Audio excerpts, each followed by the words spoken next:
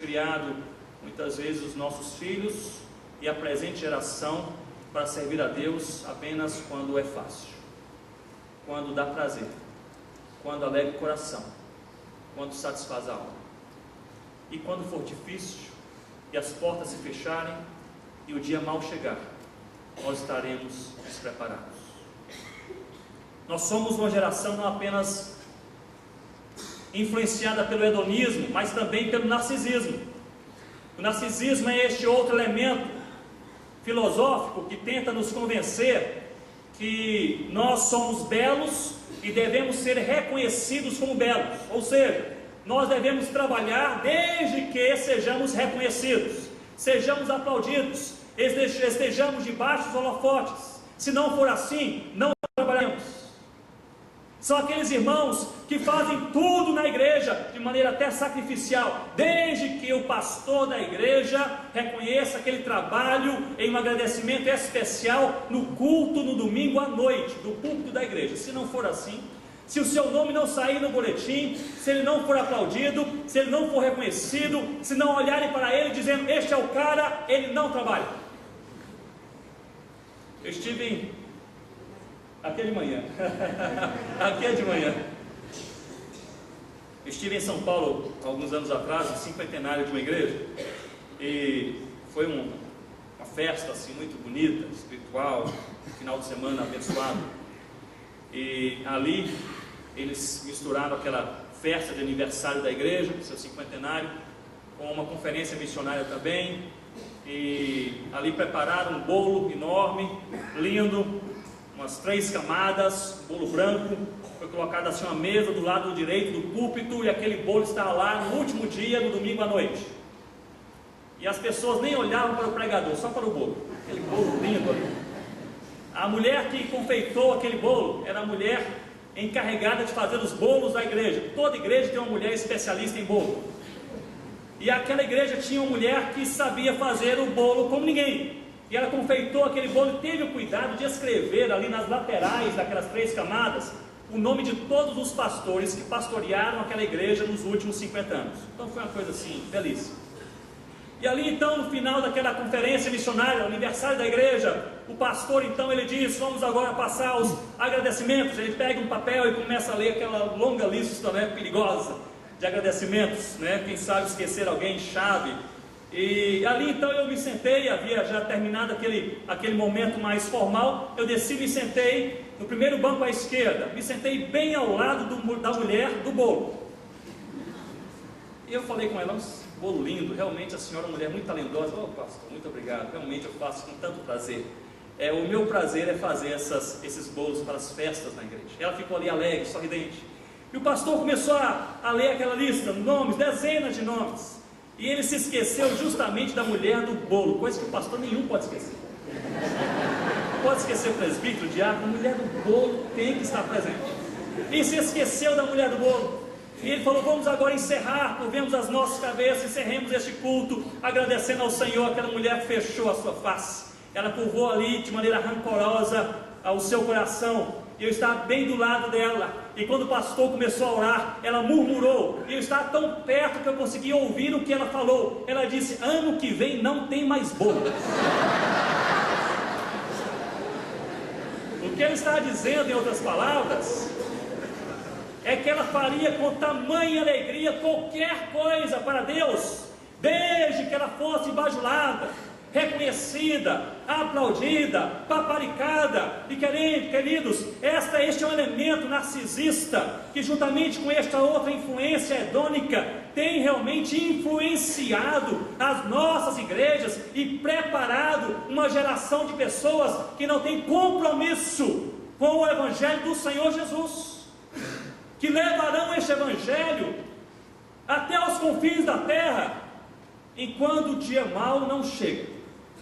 Mas quando o dia mau chegar, batem em retirada, porque não foram ensinados que é necessário muitas vezes se sacrificar, deste modo, como Paulo disse no versículo 20.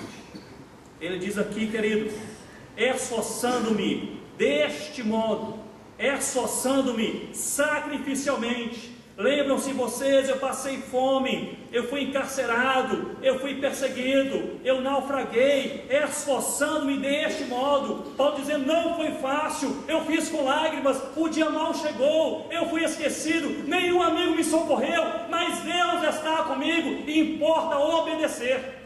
Queridos, a vida passa e passa rapidamente. Nós temos uma missão a cumprir na terra: obedecer o Senhor Jesus. Obedecer o Senhor Jesus. Quando nós pensamos em obediência, isso me vem à mente a história de tantos missionários. Eu gosto muito de biografias missionárias. Eu costumo ler e reler biografias missionárias quando eu estou aí passando por algum momento de crise, alguma dificuldade no campo. Essas biografias parece que realmente mexem conosco e a gente olha pensando, Deus fez coisas maiores, socorreu pessoas de tribulações piores no passado, Ele há de fazer o mesmo conosco. É o que Davi fazia. Davi possuía essa terapia espiritual. Em seus salmos, Davi por vezes conversava com Deus. Notam? Em seus salmos ele conversava diretamente com Deus, ele cantava conversando com Deus. Deus é o meu Deus, ó Deus de Israel, ó Deus do nosso povo. Davi, às vezes, nos seus salmos, ele conversava com o povo de Deus, com Israel. Volta Israel para o seu Deus, converte o coração do seu povo. Mas por vezes Davi conversava não com Deus, não com Israel, mas por vezes ele conversava com o seu próprio coração, com a sua própria alma. E eu creio, queridos, que há momentos em nossas vidas que nós precisamos pregar para nós mesmos. Nós temos um espírito ensinável, Deus nos fez assim, com um espírito ensinável. É necessário por vezes entrarmos no nosso quarto, fecharmos a porta, abrirmos a Bíblia e pregarmos para a nossa própria alma, dizendo, creia no Senhor, descansa no Senhor, persevere no Senhor. Nós às vezes pregamos para tantas pessoas, de perto e de longe, e não pregamos para o nosso próprio coração. E queridos, quando nós pensamos sobre isso, e pensamos na vida de tantos homens e mulheres que foram usados por Deus, essas biografias maravilhosas, me vem à mente a história de Adoniran Judson. E Judson foi aquele homem que foi tremendamente usado por Deus para evangelizar um país onde não havia nenhum crente na sua época, no século XIX, a Birmânia, hoje Mianmar, e ali então ele pregou o evangelho durante 7 anos e apenas uma pessoa se converteu. Sabe o que é pregar o evangelho em um mesmo lugar durante 7 anos e apenas uma pessoa se converter, e essa pessoa que se converteu depois apostatou da fé? A sua esposa morreu naquele lugar, ele perdeu um filho naquele lugar, ele foi encarcerado 3 vezes, ele foi torturado 2 vezes, e passando por aquele caos, e junto a isso ninguém se convertia, nada novo acontecia, a palavra de Deus era ouvida, ele pregava abundantemente, mas parece que nada acontecia no povo ali na Birmânia. E um dos seus amigos escreve uma carta tentando dissuadi-lo daquele ministério, dizendo, você não tem evidências para crer que você deve aí continuar, porque nada novo está acontecendo, as pessoas não estão se convertendo, e você está perdendo a sua família. E aquele amigo termina essa carta com uma indagação, dizendo, quais são as possibilidades do sucesso? E Judson, ele toma então um papel, uma pena, e escreve de volta aquela carta, uma carta ao seu amigo, dizendo sobre as suas convicções. E naquela carta belíssima, queridos, ele fala que é importante e prioritário na vida do crente obedecer e não apenas ver as maravilhas de Deus. Ele diz que ele está disposto a gastar toda a sua vida semeando a palavra, mesmo que outros depois dele possam ir para apenas ceifar e colher os frutos. E ele termina aquela carta reportando a pergunta daquele irmão, quais são as possibilidades do sucesso? E ele responde, tantas quantas existe um Deus que cumpre as suas promessas. Ele permaneceu naquele lugar. Ele saiu dali, queridos, deixando 63 igrejas plantadas, mais de 7.000 crentes. Hoje, naquele país, que é um dos países mais fechados para o evangelho hoje, em que quase nenhuma agência missionária consegue furar o bloqueio e entrar, quase nenhuma denominação consegue furar o bloqueio para evangelizar ali aquele país. Há hoje, queridos, mais de 2 milhões de cristãos, porque lá no século